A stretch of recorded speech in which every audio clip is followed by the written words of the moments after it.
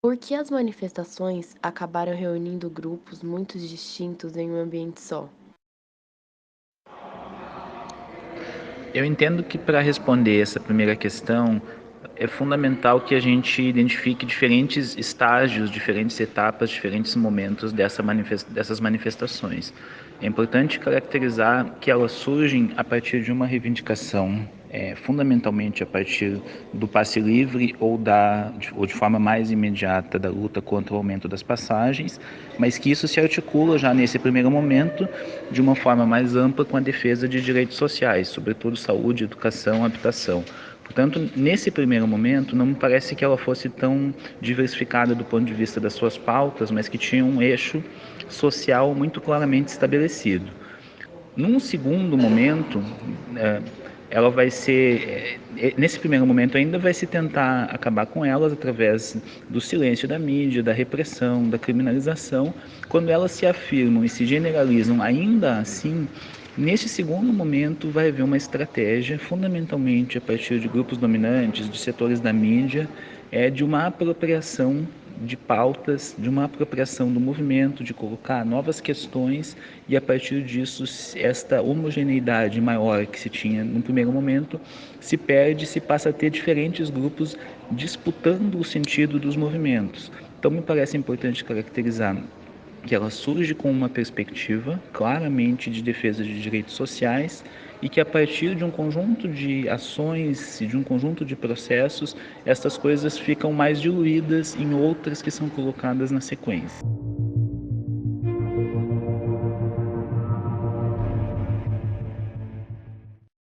Por que esse pluralismo intenso passou a existir, mesmo estando altas as taxas de aprovação do governo na época do comando de Dilma Rousseff?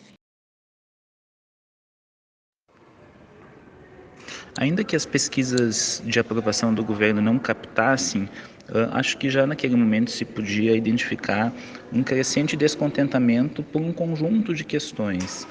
No ano anterior, ainda em 2012, houve um grande levante, praticamente uma insurreição de trabalhadores nas obras de Jirau, uma obra fundamental do PAC, trabalhadores submetidos a condições extremamente degradantes de trabalho e que à margem da estrutura sindical, à margem de qualquer processo organizativo mais tradicional, se insurgem contra aquelas condições e isso foi reprimido de uma maneira muito forte, muito intensa por parte do governo Dilma. Então a gente tem já um processo, né, de crescente desgaste que em 2013, de uma maneira em certa medida inesperada pela intensidade, mas compreensível por conta de um conjunto de processos de desgaste que já ocorriam, isso vai emergir com uma força e com uma intensidade muito grande.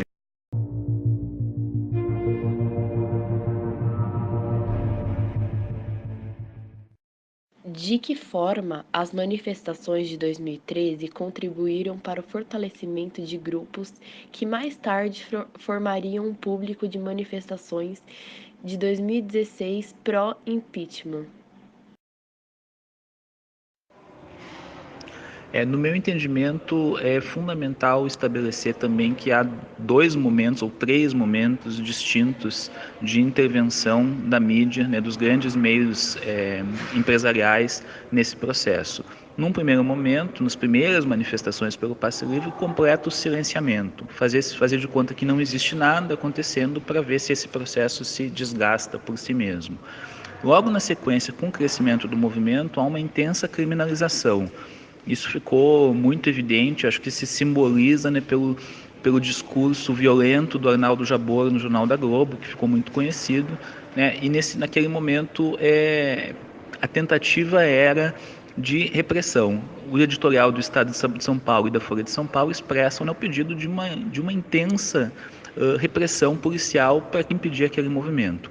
Só quando o movimento se generaliza e supera essa tentativa de criminalização, tornando-se ainda mais forte, há uma mudança de estratégia da grande mídia no sentido de que forma lidar com aquele movimento. Então, ao invés de reprimir, faz-se de conta que há um apoio, né, sinaliza-se uma interpretação positiva, mas ao mesmo tempo colocando outras pautas, colocando outras questões que não eram originalmente aquelas trazidas à pauta da defesa dos direitos sociais.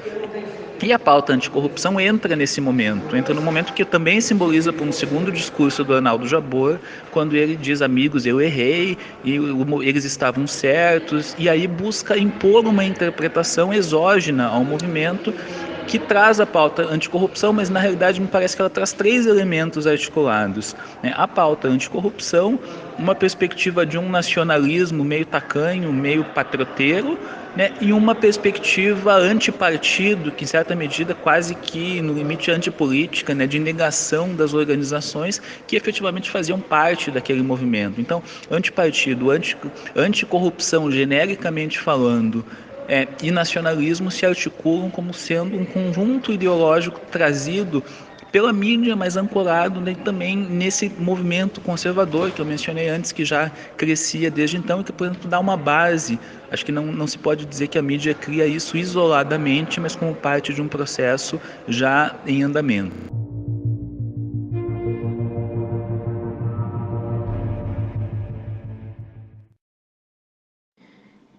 Seria a criação de uma pauta genérica de anticorrupção influenciada pela mídia a responsável pelo enfraquecimento do movimento inicial, antes encabeçado pelo MPL?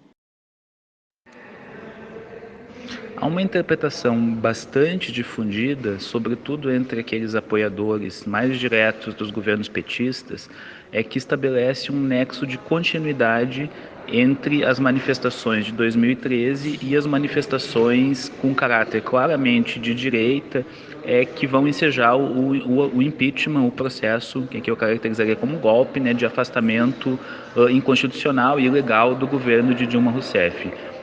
Do meu ponto de vista, essa interpretação é extremamente equivocada na medida em que ela identifica uma continuidade entre movimentos que têm um sentido político e ideológico antagônico, na medida em que 2013 surge como expressão de uma demanda por direitos sociais. Por mais que isso se confunda num segundo momento, mas esta é a demanda fundamental, é o seu eixo fundamental, e mais do que isso, porque ela identifica como o início de um processo de fortalecimento da direita 2013. E com isso ela não percebe que este processo é muito anterior, que ao longo dos anos anteriores isso já era perceptível durante os períodos de governo Lula, a despeito das altas taxas de aprovação, que havia um crescimento não só ideológico, de apoio a ideias conservadoras, mas sobretudo uma estruturação muito efetiva de movimentos e organizações conservadores que ganhavam força e que propagavam ideias com estas perspectivas, como Olavo de Carvalho, um conjunto, né, de articulistas da grande imprensa, que não eram levados muito a sério, digamos assim, que pareciam algo folclóricos, mas que meticulosamente, pouco a pouco, de forma sistemática, muitas vezes com apoio, com muitos recursos, né, como por exemplo através do Instituto Millennium, que articula entidades e organizações empresariais, esses movimentos vinham ganhando espaço, vinham propagando suas ideias, vinham construindo trincheiras de intervenção e de luta e que vão ser efetivos depois. Nesse sentido, a minha interpretação é de que 2013 representa um contrafluxo, representa uma tentativa de colocar-se contra este processo de fortalecimento ideológico da direita no interior da sociedade, na medida em que colocava em pauta, fundamentalmente com uma ênfase central, a defesa de direitos sociais, mas que este movimento, por um conjunto de razões, não tem a força suficiente para reverter esse processo. Então a gente vivia já antes de 2013 e segue vivendo, culminando em 2015 e 2016, um processo de organização, de fortalecimento, de ofensiva conservadora.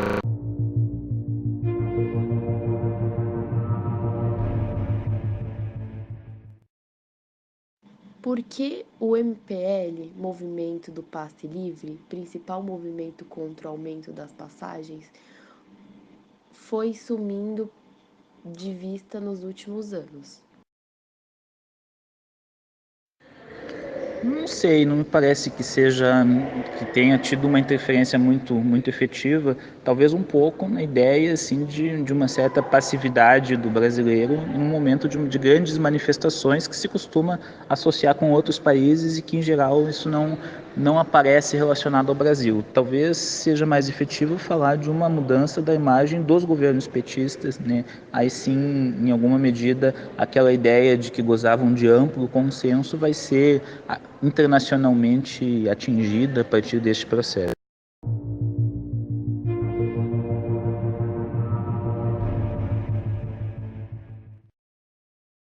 Quais foram as principais consequências de frutos deixados pelas jornadas de junho de 2013?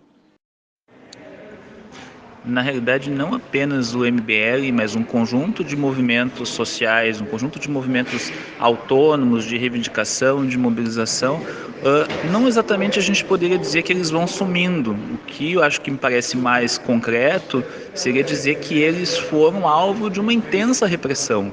A forma com que o governo Dilma Rousseff reage às manifestações, né, sobretudo no momento posterior ao seu refluxo, vai ser de uma intensa criminalização, de uma articulação de uma rede nacional a partir do ministro da Justiça, José Eduardo Cardoso, né, de um conjunto de medidas repressivas extremamente fortes, extremamente agressivas, né, e esses movimentos vão, sobretudo no ano de 2014, ser alvo dessa repressão. O movimento de denúncia dos gastos da Copa do Mundo é uma continuidade direta de 2013 e esse movimento é enfrentado de uma maneira muito dura, nos moldes quase que no limite da lógica da segurança nacional. E a gente tem situações absolutamente bizarras, né, como a prisão preventiva de um conjunto de militantes por conta de crimes que supostamente cometeriam e que é absolutamente arbitrário esta atribuição. Então essas operações policiais, essa articulação que envolveu governos de estados, governo federal, para a criminalização e repressão de movimentos sociais, ela deixa marcas, ela efetivamente vai fragilizar movimentos e ela vai, na minha interpretação, expressar a perspectiva, a tentativa, né, do governo de uma recomposição pelo alto com os grupos conservadores que implicasse, que incluísse, né, a repressão, a inviabilização de movimentos de resistência que se colocasse a partir de setores populares ou que se colocasse a partir de perspectivas mais à esquerda.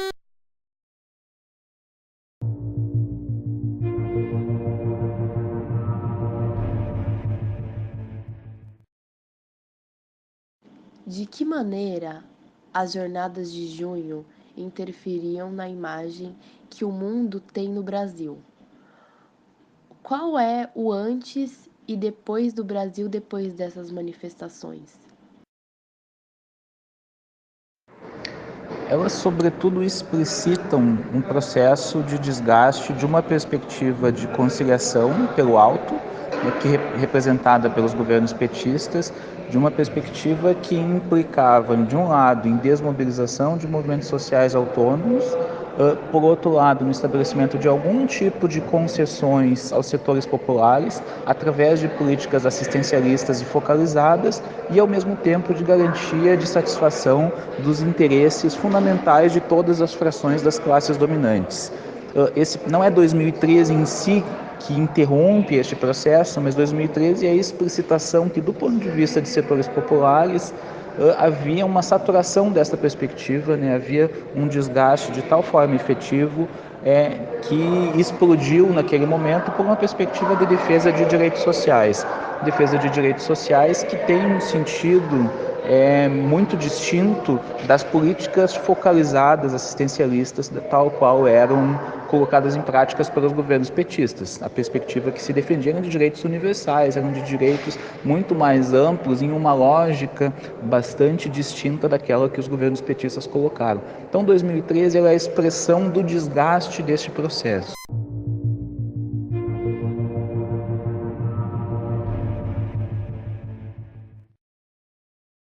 Qual cenário político essas manifestações abriram no Brasil? É difícil dizer que as manifestações em si tenham determinado a abertura de um cenário político. Acho que, em certa medida, a interpretação que estabelece a conexão entre 2013 e 2015 como algo direto, 2015 com as manifestações de direita e 2006 com a efetivação do impeachment, está nessa lógica e tem um pressuposto de uma continuidade direta que desconhece a diferença de composição social, que desconhece a diferença de projeto político. O que se teve em 2013 foi uma rara situação, né, de setores populares, de setores de jovens trabalhadores não organizados em partidos, em sindicatos, em organizações de base, ter um momento de emergência política e de reivindicação de aspirações que fundamentalmente são aspirações por direitos sociais.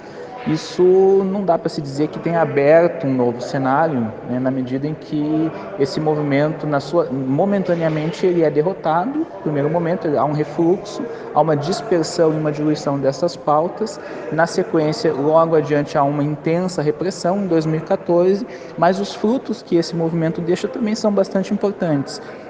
Do meu ponto de vista, as ocupações estudantis de escolas, as inúmeras formas de articulação, de organização, muito criativas, muito inovadoras, que essas ocupações expressam, são tributárias da forma organizativa, de mobilização, inaugurada em 2013.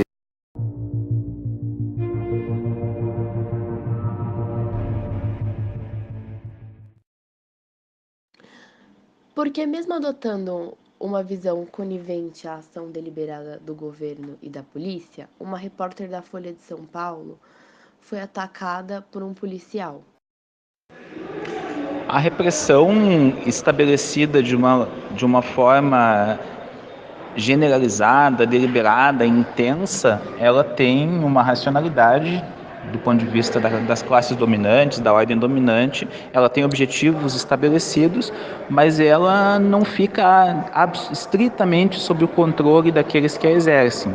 Portanto, pelo seu próprio caráter generalizado, intenso, violento, né? Isso aconteceu no terrorismo de Estado, né? Nas ditaduras de terrorismo de Estado, onde muitas, não a maioria certamente, mas uma parte significativa das vítimas eram vítimas por engano, eram pessoas que não tinham diretamente a ver. Isso aconteceu em outras situações de repressão intensa, né, como na repressão no Paraná, a greve dos professores do 29 de abril, por exemplo, onde um deputado foi quase morto, foi mordido por um cão policial, onde algumas situações com essa característica, né, que envolvem também repórteres, eles não eram alvos, eles não eram objetos do ponto de vista, né, de que para a repressão interessasse especificamente, até pela repercussão que geravam, né, mas a coisa foi de tal forma deliberada, a repressão foi de tal forma intensa e generalizada, né, que era impossível você ter um controle absoluto. O que era fundamental do ponto de vista da perspectiva policial naquele momento